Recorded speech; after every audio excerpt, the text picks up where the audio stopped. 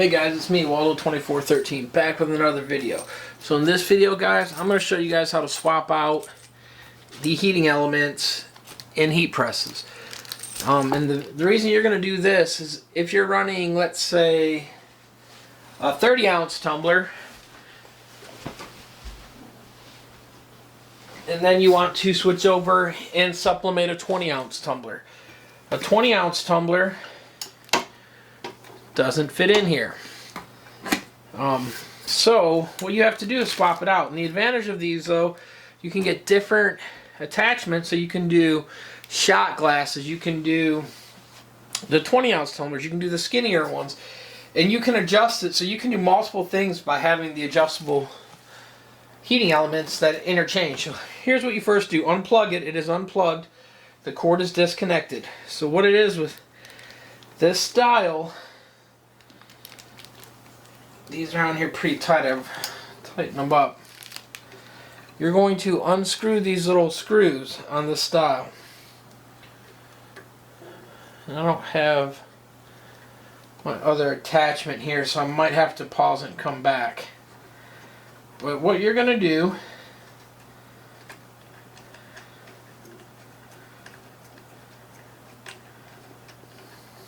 is, like I said, just unscrew all of them on this style. There are 4 on each side.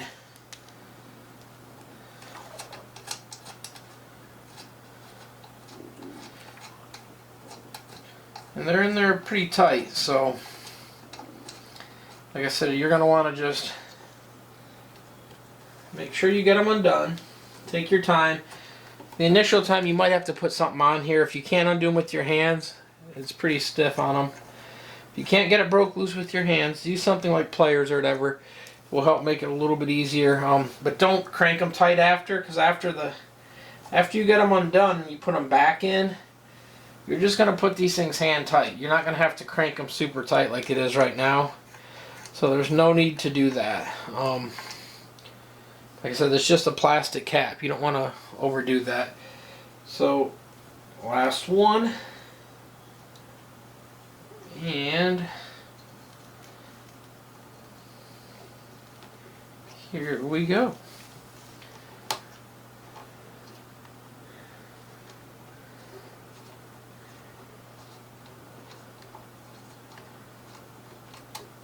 So now we have them all out. I'm going to be sitting on the floor. The next thing you're going to do is underneath the other side there is a threaded fitting. You're going to undo the thread and pull it back. It is keyed. As you can see, it's got a keyed slot. So make sure you undo that next. So what I'm going to do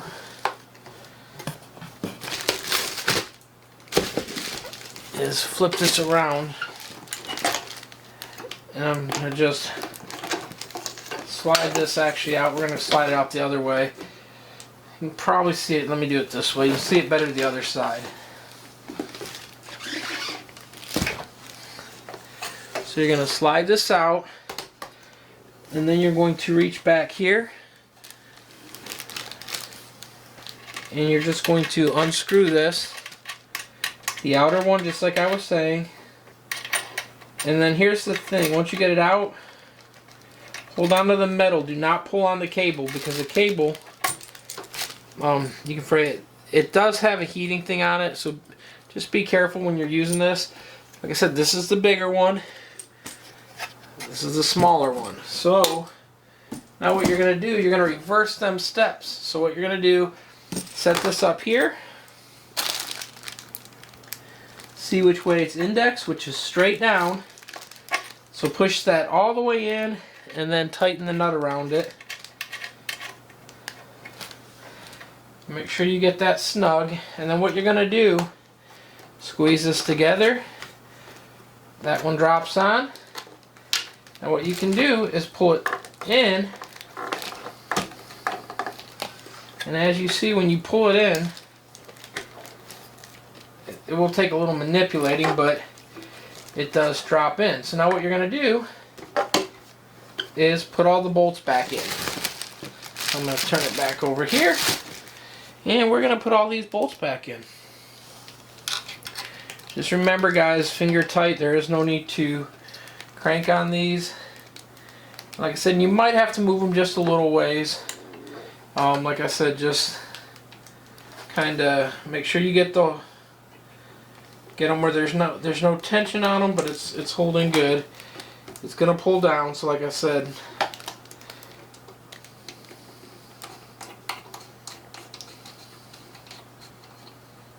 and don't crank right away. You want to make sure you get all of them in, because what's gonna happen is if you tighten one too tight, these other ones can't move. So like right now, I'm able to move it to get it to line up where it's got all the holes. If you tighten it down all the way, you're not going to have that. You might have to undo it, go back. So just leave them loose until you get to the last one on that same side. And then you can just tighten them up snug. So now that we've got this whole side, we're just going to just snug it up. Like I said, it will move a little bit. And like I said, you can see that side is done now. It's laying flat. That's what you want. And like I said, just double check the tightness. Like I said, and work yourself back and forth. There's no need to like overdo it. These are... And then like I said, now rotate this back. If you want to make sure it slides in a little bit easier and better, because it's made to sit flat. So when you do this side, and like I said, do the same thing, guys. Get one started, and then work it all the way around, because like I said, it is going to move, it is going to shift, and so you just want it to be. And like I said, you can see by undoing it, it will take some manipulating. So figure out what works best for you. If having it open a little bit works better, or if having it closed, or just by moving it just like I did. And like I said, you can see too, it will tuck underneath. And so now that I've got them all started, now I'm going to slowly snug them all up.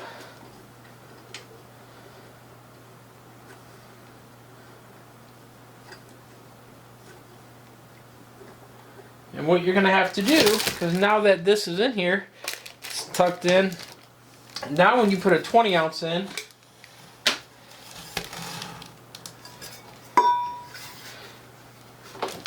you're going to have to, and you can see some of it move, so make sure you get them all in there, because it's going to want to seat it. So get it in there good. And then now you're going to have to back off the screws, because if you had it all the way in from where you were working on the other ones, you're going to have to adjust this so that it's snug, but you don't want to overdo it. You want to be able to close it. And you can see though, guys, it will tighten up onto what you need. So like I said, you're just going to keep doing this.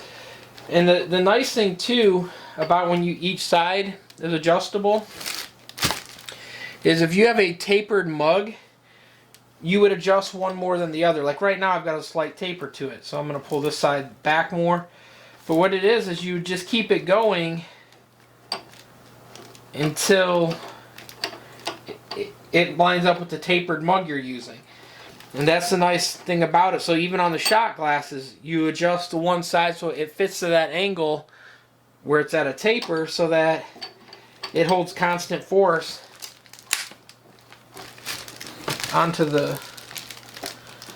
And like I said, and that's all you're gonna do though, guys. You're gonna keep adjusting it though.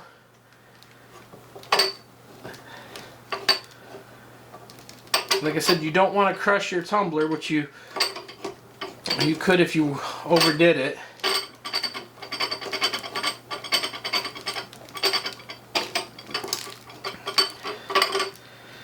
And I'm over these straws. I'm trying not to put too much force down. But there it is, guys. It's tight. And then stay tuned for some other videos. Guys, I'll show you some videos how to use these things. So there it is, guys. Hope this video helped. If it did, give it a thumbs up. Please like, subscribe, and follow, guys. Waldo2413. If you have any questions or comments, leave them down below, guys. Again, Waldo2413. I'm out. Peace.